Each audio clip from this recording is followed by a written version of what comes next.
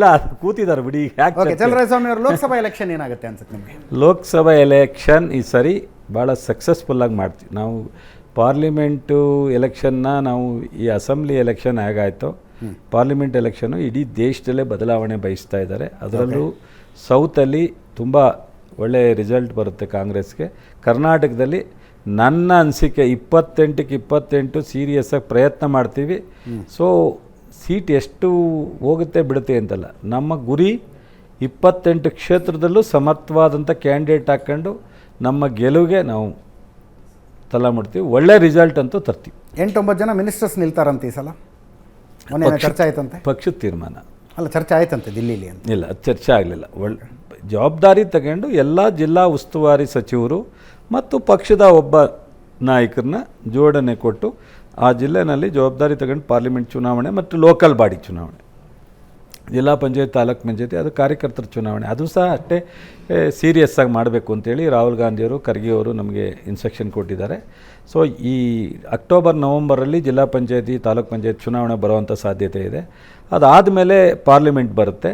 ಇವೆರಡನ್ನೂ ಸಹ ನಾವು ಸಮರ್ಥವಾಗಿ ಎದುರಿಸಬೇಕು ಮತ್ತು ಒಳ್ಳೆಯ ರಿಸಲ್ಟ್ ಅಂತೂ ಮಾಡ್ತೀವಿ ಸರ್. ನಿಖಿಲ್ ಕುಮಾರಸ್ವಾಮಿ ಅವರಿಗೆ ಲೋಕಸಭೆಯಲ್ಲಿ, ವಿಧಾನಸಭೆಯಲ್ಲಿ ಎರಡೂ ಕಡೆ ಸೋಲ್ಸೋದಕ್ಕೆ ನೀವೇ ಸ್ಕೆಚ್ ಪಾಪ ನೋಡ್ರಿ, ಕುಮಾರಸ್ವಾಮಿಗೂ ನನಗೆ ಎಷ್ಟೇ ವೈರತ್ವ ಬೆಳ್ಕೋಬೋದವರು, ನಾನು ವೈರಿ ಅಂತ ಯಾವತ್ತೂ ನೋಡಿಲ್ಲ. ನನ್ನ ಬ್ರದರ್ ಆಗೇ ನೋಡಿದ್ದೀನಿ. ಅವರನ್ನು ಒಂದು ಬೆಡ್ಡಲ್ಲಿ ಇಬ್ಬರು ಮಲಗಿದ್ದೀವಿ, ಒಂದು ತಟ್ಟೆಯಲ್ಲಿ ಊಟ ಮಾಡಿದ್ದೀವಿ. ರಾಜಕಾರಣವನ್ನು ಅವರು ಒಪ್ತಾರೋ ಬಿಡ್ತಾರೋ ಅಸೆಂಬ್ಲಿಲಿ ಹೇಳಿದರು. ಜ್ಞಾಪಕ ಇದೆ ಬ್ರದರ್? ನನ್ನ ಸ್ನೇಹಿತರುಗಳೆಲ್ಲ ಇಲ್ಲಿಲ್ಲ, ಅವರೆಲ್ಲ ಕಾರಣಕರ್ತರು ಅಂತ. ಅದೇ ನೆಕ್ಸ್ಟ್ ಹೇಳ್ತೀನಿ, ಯಾರು ನನಗೆ ಇವ್ರು ಯಾರು ಅಂತಾರೋ ಒಂದೊಂದ್ಸಲಿ ಕುಮಾರಸ್ವಾಮಿ, ಚಲರಾಯಸ್ವಾಮಿ ಯಾರು ಅಂತಾರೆ. ಬಟ್ ನಾನು ಅವರನ್ನು ಮುಖ್ಯಮಂತ್ರಿ ಮಾಡಲಿಕ್ಕೆ ಕಣ್ಣಲ್ಲಿ ನೀರೆಲ್ಲ ರಕ್ತ ಬಿದ್ದಿದೆ. ನಾನು ಎಷ್ಟು ಕಷ್ಟಪಟ್ಟಿದ್ದೀನಿ ಅಂತ ಹೇಳಿ ಅವತ್ತಿದ್ದಂಥ ನಮ್ಮ ಶಾಸಕರಿಗೆ ಗೊತ್ತು, ಅವತ್ತು ಹತ್ರದಲ್ಲಿ ನೋಡಿದಂಥ ಜನಕ್ಕೆ ಗೊತ್ತು ನಾನು ಅವರನ್ನು. ಮತ್ತು ಆ ಹುಡುಗ ನನ್ನ ಮಗ ಇಟ್ಟು ಅವನು ಅಟ್ಟೆ. ವೈಯಕ್ತಿಕವಾಗಿ ನಾನು ಆ ಥರದ ಜಿದ್ದನ್ನು ಮಾಡ್ತಕ್ಕಂಥ ಫ್ಯಾಮಿಲಿಯಿಂದ ಬಂದನೂ ಅಲ್ಲ, ನನಗೆ ಅದರ ಅವಶ್ಯಕತೆಯೇ ಇಲ್ಲ. ನಾಳೆ ರಾಜಕಾರಣ ಕೊನೆ ಆದ್ರೂ ನಗ್ನಗ್ತಾ ರಾಜಕಾರಣ ಕೊನೆ ಮಾಡೋನು. ವಿಶ್ವಾಸದಲ್ಲಿ ನೋಡ್ತೀನಿ, ಪ್ರೀತಿಯಿಂದ ನೋಡ್ತೀನಿ.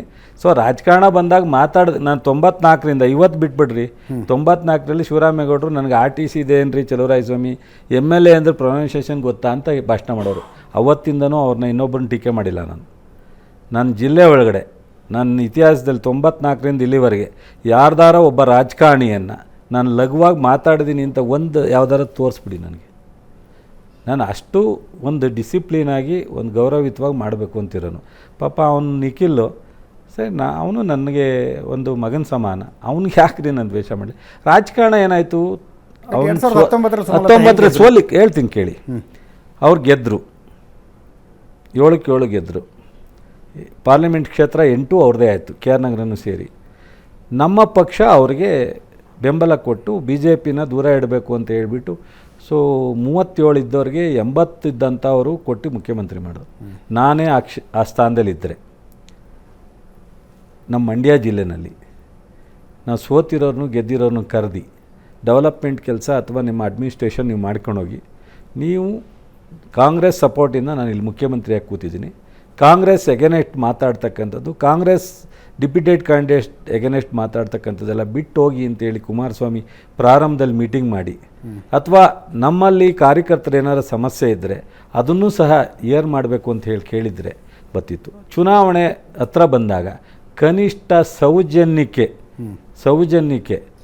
ಸೊ ನಮ್ಮ ಡಿಪ್ಯೂಟೆಡ್ ಕ್ಯಾಂಡಿಡೇಟ್ನ ಕರೆದು ಮಾತಾಡದೇ ಇರ್ತಕ್ಕಂಥವ್ರು